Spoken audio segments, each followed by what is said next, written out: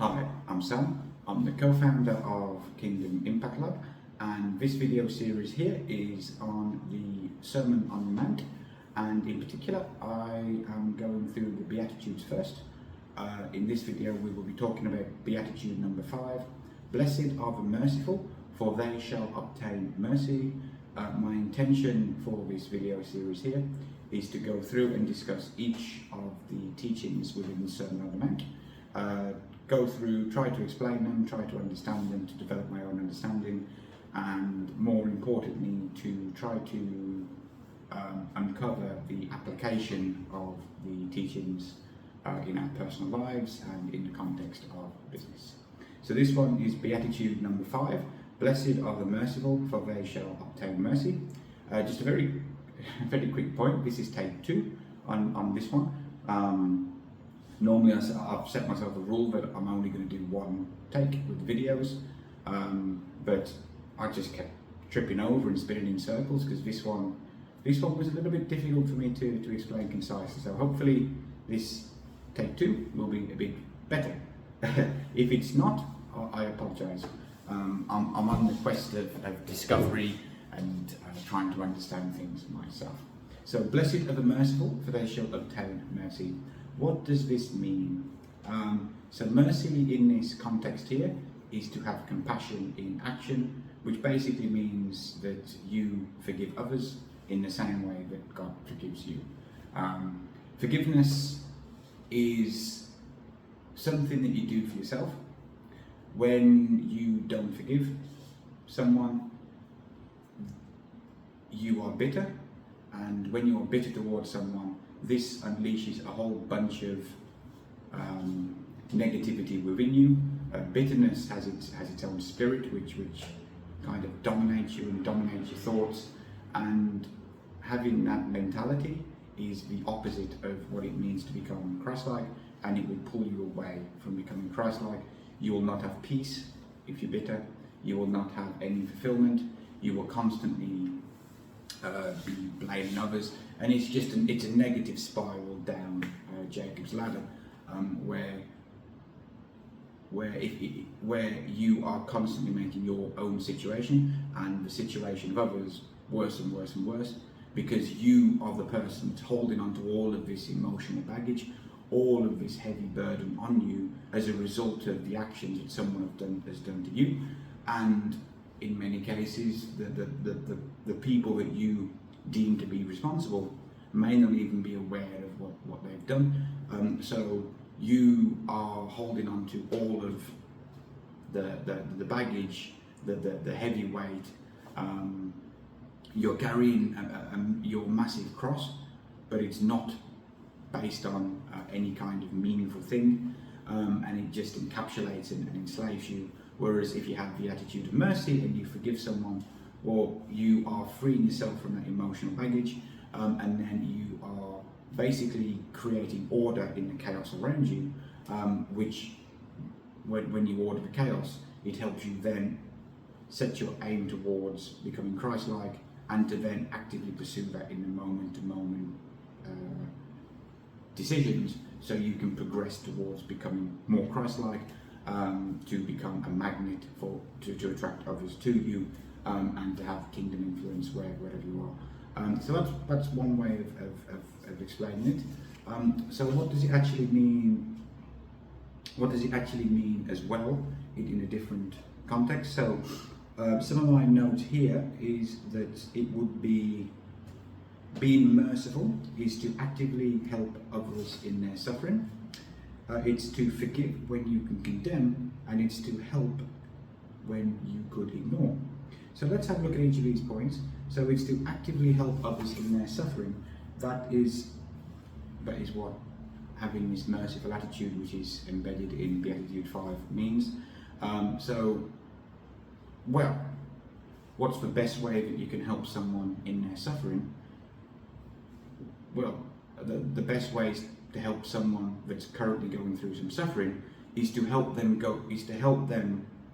through something that you have already experienced, that you have already suffered through, and you've already come out the other side with a solution. So In other words, in the context of your personal life, an analogy that I often use is, who would you prefer as a grief counsellor? Would it be someone who was married for 20 years and suddenly lost their husband, and they had kids and different things, but they managed to get through it and are now very active in the church or whatever it is? Or would it be someone that's just graduated with some kind of a social studies degree, and everything they talk about is theoretical? Well, obviously you'd want the support from someone that has been through, one of the worst possible periods of their life, but they've managed to get through it despite having everything, all of the things that are going on. They've come through it, they've got a solution, and they've still retained their faith within the church. But obviously this is the person that you'd want to help you, rather than someone that's just doing it by referring to notes which is taken from a lecture. So in other words, that everything that you go through as a person, all of the suffering that you're going through in the present moment, the depth, the pain, the suffering that you go through is proportionate to how much you can help someone in the future that are going through a similar situation as you are now. And if you can identify what the transformation is for you, if you can identify your area of suffering that you've gone through, and then you can identify the people that are currently going through it, this is where you can show the mercy, and this is the people that you can try to actively help. Now, in a business context, if you look through the lens of business, then you may very well find that the biggest transformation that you have personally gone through, or your business has gone through, and the people that will be experiencing these problems presently, they may not necessarily be the most profitable target audience that you can help, and that would be a decision for you to make. But in alignment with Beatitude number 5, to blessed are the merciful, for they shall obtain mercy, is if you can find the people that you can help the most, regardless of how profitable it is, then perhaps it's best to help them in the best possible way, because the suffering that you've gone through and the transformation you've experienced as a result of going through it and coming out the other side is where your experience and wisdom and your unique gifts actually stem from, with your ability to then steward your gifts for the benefit of others. So just food for thought. So the second point here would be to forgive when you could condemn. So this is through the lens of business. I can share countless stories of this in action, both before I became a Christian and I had the pursuit of money in everything that I did, where it was me that was not forgiving and condemning people, in particular when he was working with staff, freelancers, and then the stories where I've been on the receiving end of what I consider to be a bad service, and let me just give you examples. So before is I once found out that one of the freelancers that I hired, and I was extremely generous to her, knowing that she was a stay-at-home mum. I was generous with the scheduling. I knew she wanted stability, so I gave her a fixed amount of hours per day to give her stability in how much she'll make per month. Always going the extra mile. At Christmas I gave her $100 as a bonus, which was what, I don't know, it was more than, I think I paid $7 an hour from the Philippines, based on her experience and what she could do. So a $100 bonus was pretty big, and then every time that she had problems, always compassionate towards her. And then one day I found out that she was using my paid version of ChatGPT to service other clients. She claimed it was accidental, but I'm not quite sure. And instead of forgiving her, I just fired her straight away, because for me, in that instant, all trust had been lost. For me, in the worst case scenario, it'd be that she was taking advantage of my paid subscriptions to service other clients. The reality, what I think is the case, is that she had the tab open and she was using it, but she was most likely doing this to service other clients on the time that I was paying her. I don't know that for certain, but that's kind of what I interpreted from the situation. And instead of choosing forgiveness, I condemned her and immediately fired her. And in many ways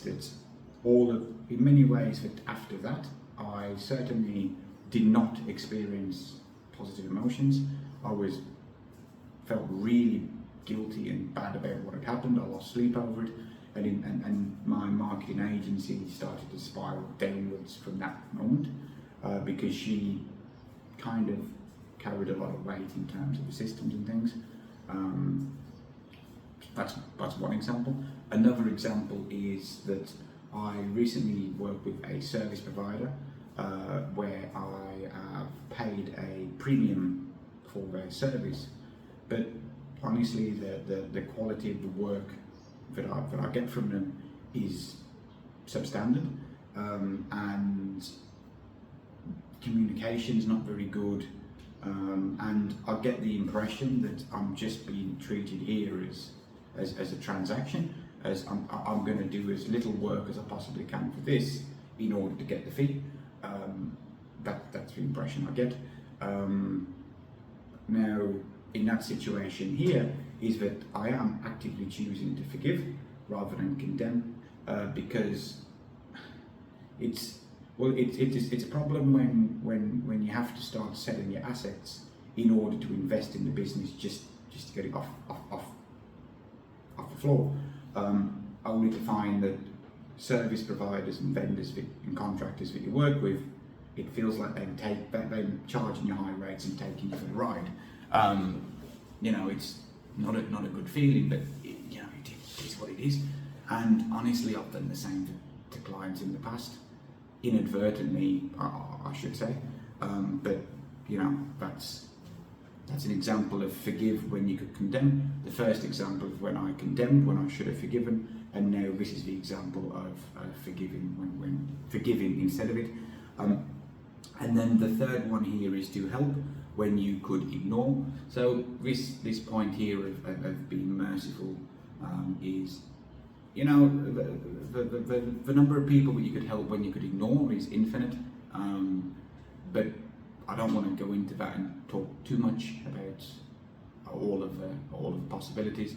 We'll look at this through the lens of business, and the best way that I would consider this is by reviewing my own actions in business before, where I would try to create content in a way that I would try to craft content and engineer the language I use in order to create a fake emotional connection with them, where the reader, recipient, subscriber, person who's consuming the content that I would create, both for my business and clients, would feel like them having an emotional connection with my client or me, when in actual fact it was just engineered from research. So that was based on a falsehood, in order to trick them into thinking we get them, who they are, and we're like them, so they'll trust us, so they'll give us money.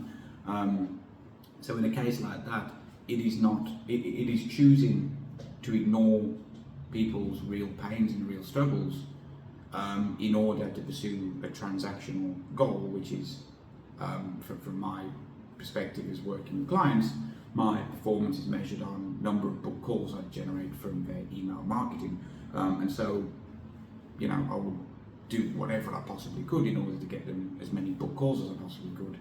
and then, you know, with certain clients and certain conversations to help them then see how their sales team can convert more of the book calls that they made by, you know, doing the different things. And well, I was choosing to ignore what people need and what people actually want to do, so I could help my client make more money.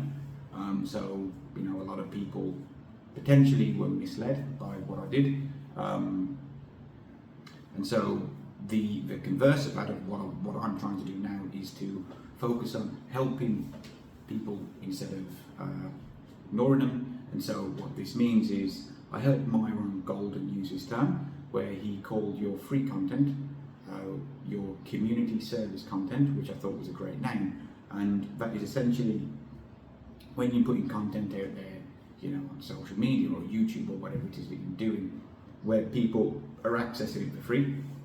So from the business perspective, it is your lead generation content kind of thing. Through a direct response marketing lens, it's the content where you want people to click a link or opt into your email list, or, you know, whatever it is. It's the first step on the journey, you know, all of this stuff, and that's the content that he's referring to.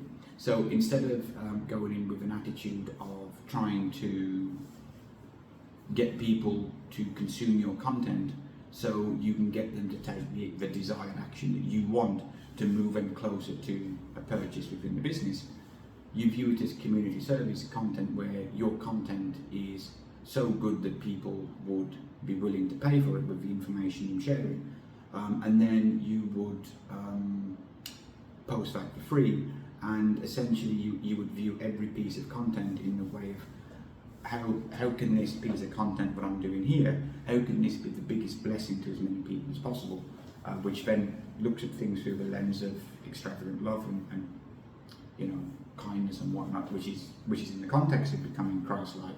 But also it opens the door for you to, it also opens the door that every piece of content that you do is new, it's fresh, it gives you the right perspective, so it doesn't become routine and robotic and automatic for you to do it.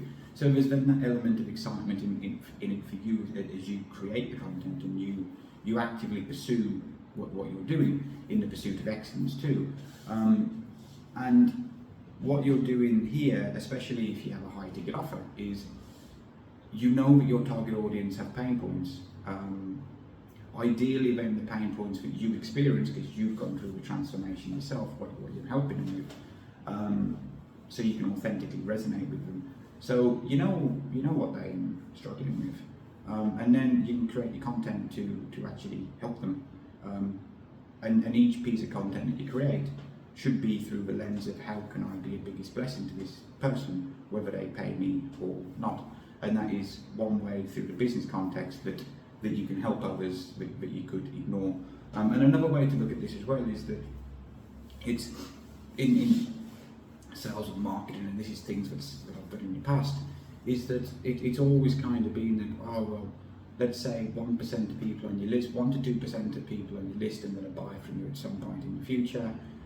So therefore, the other 99 or 98% and freebie seekers, you should segment your list and focus on the people that are only going to buy from you, and ignore the freebie seekers and do whatever you can to get them to unsubscribe, and you know, all of these things here.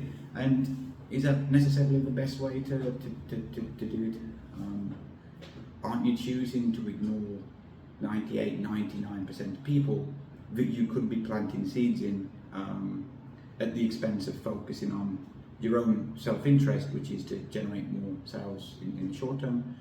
That's another way where you would be ignoring people in order to pursue your own financial, transactional, secular worldly goals, which is a bit of a misalignment if you want to integrate your faith and your inner world with your business and what you do. So this is basically beatitude number 5. Blessed are the merciful, for they shall obtain mercy. Again, interestingly enough, in the first video I recorded on this, where I just decided enough, just going in circles, I couldn't find the words to say. and now in the second video it's gone on for 20 minutes when the plan was 10 minutes, and I've only covered a third of the notes that I've actually took. So you know, that's the way these things work.